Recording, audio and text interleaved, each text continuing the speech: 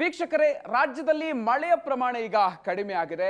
ಮೊನ್ನೆವರೆಗೂ ಕೂಡ ಭಾರೀ ಪ್ರಮಾಣದಲ್ಲಿ ಬರ್ತಾ ಇದ್ದಂತಹ ಮಳೆ ಬಹುತೇಕ ಜಿಲ್ಲೆಗಳಲ್ಲಿ ಈಗ ಕಡಿಮೆ ಆಗಿದೆ. ಸೊ ಇವತ್ತು ಇದಕ್ಕೆ ಸಂಬಂಧಪಟ್ಟಂತೆ ಡೀಟೇಲ್ ಆಗಿ ನೋಡ್ತಾ ಹೋಗೋಣ. ಹವಾಮಾನ ಇಲಾಖೆ ಏನ್ ಹೇಳ್ತಾ ಇದೆ ಅನ್ನೋದನ್ನ ಹೇಳ್ತೀವಿ ಇವತ್ತಿನ ಬಿಸಿಲು ಮಳೆಯಲ್ಲಿ. ವೀಕ್ಷಕರೇ, ರಾಜ್ಯದಲ್ಲಿ ಮಳೆ ಪ್ರಮಾಣ ತೀರಾ ಅನ್ನುವಷ್ಟರ ಮಟ್ಟಿಗೆ ಕಡಿಮೆ ಆಗಿದೆ. ಅದರಲ್ಲೂ ಕೂಡ ಕರಾವಳಿ ಭಾಗದಲ್ಲಿ ಮುಂದಿನ 24 ಗಂಟೆಗಳಲ್ಲಿ ಮಳೆ ಇಲ್ವೇನೋ ಅನ್ನುವಷ್ಟರ ಮಟ್ಟಿಗೆ ಕಡಿಮೆ ಆಗಲಿದೆ. ಮೊನ್ನೆವರೆಗೂ ಕೂಡ ಭಾರಿ ಪ್ರಮಾಣದಲ್ಲಿ ಮಳೆ ಆಗ್ತಾ ಇತ್ತು. ಆದ್ರೆ ಈಗ ದಿಢೀರಾಗಿ ಮಳೆ ಪ್ರಮಾಣ ಭಾರಿಯಾಗಿ ಕಡಿಮೆ ಆಗಿದೆ. ದಕ್ಷಿಣ ಕನ್ನಡ ಆಗಿರಬಹುದು, ಉಡುಪಿ ಆಗಿರಬಹುದು, ಉತ್ತರ ಕನ್ನಡ ಜಿಲ್ಲೆ, ಈ 3 ಜಿಲ್ಲೆಯಲ್ಲೂ ಕೂಡ ಮಳೆಯ ಸೂಚನೆಯೇ ಇಲ್ಲ. ಇನ್ನು ಉಳಿದಿರುವಂತಹ ಜಿಲ್ಲೆಗಳಿಗೆ ಸಂಬಂಧಪಟ್ಟಂತೆ ಯೆಲ್ಲೋ ಅಲರ್ಟ್ ಅನ್ನು ಘೋಷಣೆ ಮಾಡಲಾಗಿದೆ. ವೀಕ್ಷಕರೇ, ಇನ್ನು ನಿನ್ನೆ ರಾಜ್ಯದ ಹಲವು ಕಡೆಗಳಲ್ಲಿ ಮಳೆ ಆಗಿದೆ. ಆದ್ರೆ ಮಳೆ ಆಗಿದ್ದೆಲ್ಲ ಕೂಡ ಉತ್ತರ ಕರ್ನಾಟಕ ಭಾಗದಲ್ಲಿ ಅನ್ನೋದು ನಾವು ಗಮನಿಸಬೇಕಾಗಿರುವಂತ ವಿಚಾರ. ಈ ಪೈಕಿ ಕೆಲ ಭಾಗಗಳು ಈ ವರ್ಷ ಇಷ್ಟು ಮಳೆ ಕಂಡಿರೋದೇ ಇದೇ ಮೊದಲು. ಅದರಲ್ಲೂ ಕೂಡ ಬಿಸಿಲುನಾಡು ಎನಿಸಿಕೊಂಡಿರುವಂತಹ ಜಿಲ್ಲೆಗಳೇ ಈ ರೀತಿಯಾಗಿ ಉತ್ತಮ ಮಳೆ ಆಗಿರೋದಕ್ಕೆ ಸಾಕ್ಷಿಯಾಗಿದೆ. ಸೊ ಯಾವ ಜಿಲ್ಲೆಯಲ್ಲಿ ಎಷ್ಟು ಪ್ರಮಾಣದಲ್ಲಿ ಮಳೆ ಆಗಿದೆ, ಸೊ ಈ ವಿವರವನ್ನ ಗಮನಿಸ್ತಾ ಹೋಗೋಣ. ಉತ್ತಮ ಮಳೆ ಆಗಿರುವಂತಹ ಟಾಪ್ 5 ಪ್ರದೇಶಗಳನ್ನ ನೀವೀಗ ಸ್ಕ್ರೀನ್ ನಲ್ಲಿ ಗಮನಿಸ್ತಾ ಇದ್ದೀರಿ. ಚಿಂಚೋಳಿಯಲ್ಲಿ, ಕಲಬುರಗಿಯ ಚಿಂಚೋಳಿಯಲ್ಲಿ 85.5 ಮಿಲಿಮೀಟರ್ ಮಳೆಯಾಗಿದೆ. ಇನ್ನು ಅದಾದ ನಂತರ 2ನೇ ಸ್ಥಾನದಲ್ಲಿ ರಾಯಚೂರಿನ ಲಿಂಗಸುಗೂರು, ಸೊ ಇಲ್ಲಿ 82 ಮಿಲಿಮೀಟರ್ ಮಳೆಯಾಗಿದೆ. ಇನ್ನು ವಿಜಯಪುರದ ಆಲಮಟ್ಟಿಯಲ್ಲೂ ಕೂಡ ಉತ್ತಮ ಮಳೆಯಾಗಿದೆ, 60 ಮಿಲಿಮೀಟರ್ ಮಳೆಯಾಗಿದೆ. ಇನ್ನು ಯಾದಗಿರಿಯ ಹುಣಸಗಿಯಲ್ಲಿ 37.4 ಮಿಲಿಮೀಟರ್ ಮಳೆಯಾಗಿದೆ. ಇನ್ನು ಬೀದರ್ ನಗರದಲ್ಲಿ 32 ಮಿಲಿಮೀಟರ್ನಷ್ಟು ಮಳೆಯಾಗಿದೆ. ವೀಕ್ಷಕರೇ, ಇನ್ನು ಡೋಣಿ ನದಿ ಅನ್ನೋದು ವಿಜಯಪುರ ಜಿಲ್ಲೆಗೆ ಕಣ್ಣೀರಿನ ನದಿಯ ರೀತಿಯಲ್ಲಾಗಿದೆ. ಸ್ವಲ್ಪ ಜಾಸ್ತಿ ಮಳೆ ಬಂದ್ರೆ ಸಾಕು, ಡೋಣಿ ನದಿ ಉಕ್ಕಿ ಹರಿಯುತ್ತೆ. ನದಿ ಪಾತ್ರದ ರೈತರ ಜಮೀನುಗಳಿಗೆ ನೀರು, ಡೋಣಿ ನದಿಯ ನೀರು ನುಗ್ಗಿ ಹಾವಳಿ ಇಡತ್ತೆ. ವಿಜಯಪುರ ಜಿಲ್ಲೆಯ ಸಾರವಾಡ, ಕಣಮುಚನಾಳ, ಧನ್ಯಾಳ, ದಾಸಿಯಾಳ, ತಾಳಿಕೋಟೆ ತಾಲೂಕಿನ ಜನರ ಕಷ್ಟ ಕೇಳೋದು ಬೇಡ. ಸೊ ಈ ಸಂಕಷ್ಟದ ಬಗ್ಗೆ ಗ್ರೌಂಡ್ ರಿಪೋರ್ಟ್ ಅನ್ನು ಕೊಟ್ಟಿದ್ದಾರೆ ನಮ್ಮ ಪ್ರತಿನಿಧಿ ಷಡಕ್ಷರಿ. ಬನ್ನಿ ಅದನ್ನು ನೋಡ್ಕೊಂಡು ಬರೋಣ. ವಿಜಯಪುರ ಜಿಲ್ಲೆಯಲ್ಲಿ ಧಾರಾಕಾರವಾದಂತಹ ಮಳೆಯಾಗಿದೆ. ಇದರ ಪರಿಣಾಮ ಏನಂತ ಹೇಳಿದ್ರೆ, ಈಗ ಡೋಣಿ ನದಿ ಉಕ್ಕಿ ಹರಿತಾ ಇದೆ. ಡೋಣಿ ನದಿಗೆ ಪ್ರವಾಹ ಬಂದಿರುವಂತದ್ದು ಈಗ ರೈತರ ಜಮೀನುಗಳಿಗೆ ಈ ಡೋಣಿ ನದಿ ನುಗ್ತಾ ಇದೆ. ಇಲ್ಲಿ ನೋಡಬಹುದು ರೈತರ ಜಮೀನುಗಳು ಯಾವ ರೀತಿಯಾಗಿ ಇಲ್ಲಿ ಜಲಾವೃತ ಆಗಿದಾವೆ ಅನ್ನೋಂಥದ್ದು.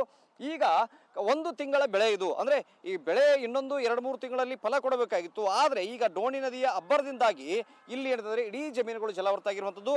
ಅದರಲ್ಲೂ ಸಹ ಸಾರವಾಡ, ಧನ್ಯಾಳ, ದಾಶಾಳ, ಮತ್ತೊಂದು ಕಡೆ ಕೋಟ್ಯಾಳ, ಇನ್ನೊಂದು ಕಡೆ ಕಣಮುಚನಾಳ, ಅಂದ್ರೆ ಇಷ್ಟೊಂದು ಗ್ರಾಮಗಳು, ಅಂದ್ರೆ ಇದಕ್ಕಿಂತ ಅಧಿಕ ಗ್ರಾಮಗಳಿಗೂ ಸಹ ಏನಂದ್ರೆ ಡೋಣಿ ನದಿ ನುಗ್ತಾ ಇರುವಂಥ ಜಮೀನುಗಳು ನುಗ್ತಾ ಇರುವಂಥದ್ದು.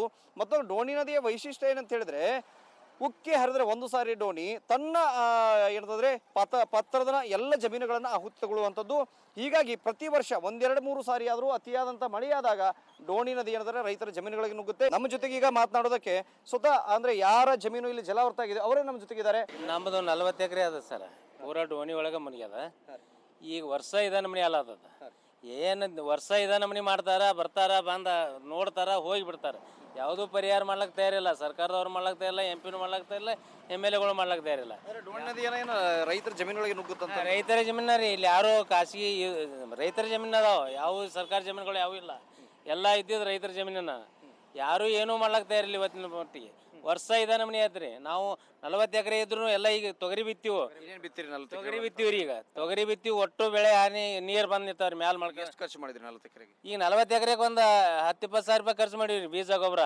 ಇನ್ನು ಮುಂದೆ ಅದಕ್ಕೆ ಎಣ್ಣೆ ಬನ್ನಿ ಬೆಳಿಬೇಕಾಗಿತ್ತು, ಇನ್ನು ಬರ್ಬೇಕು, ಬೆಳಿಬೇಕು. ಇನ್ನ ಅದು 4-5 ತಿಂಗಳು ಬೆಳಿಬೇಕು. ಅದು ಈಗ 2 ತಿಂಗಳು ಬೆಳೆಯದಾವು. ಈ ನಮ್ನಿ ಲುಕ್ಸಾನ್ ವರ್ಷ ಅಲ್ಲತೈತಿ. ಯಾವುದೂ ಪರಿಹಾರ ಇಲ್ಲ. ಡೋಣಿ ಹೋಳಿ ಹತ್ಲಕ್ಕ ಯಾರು ತಯಾರು ಇಲ್ಲ. ಅದನ್ನ ಡೋಣಿ ಹೋಳಿ ಹತ್ತಿದ್ರೆ ಸಮಸ್ಯೆನ ಭಾಳ ಕಮ್ಮಿ ಆಕದ.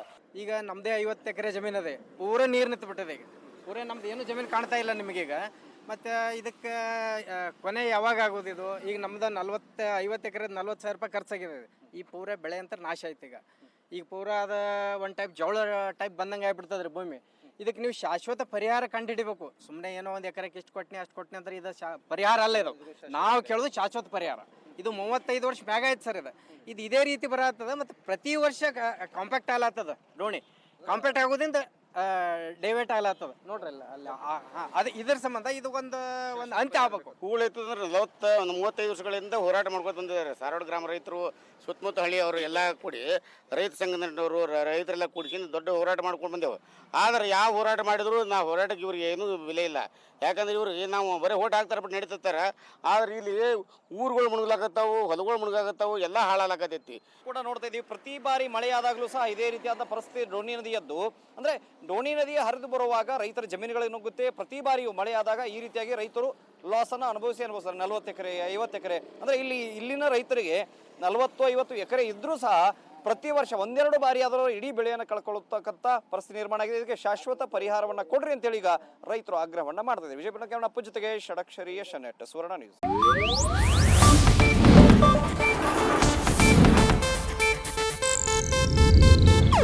ಇದು ಏಷ್ಯಾನೆಟ್ ನ್ಯೂಸ್ ನೆಟ್ವರ್ಕ್ ಪ್ರಸ್ತುತಿ.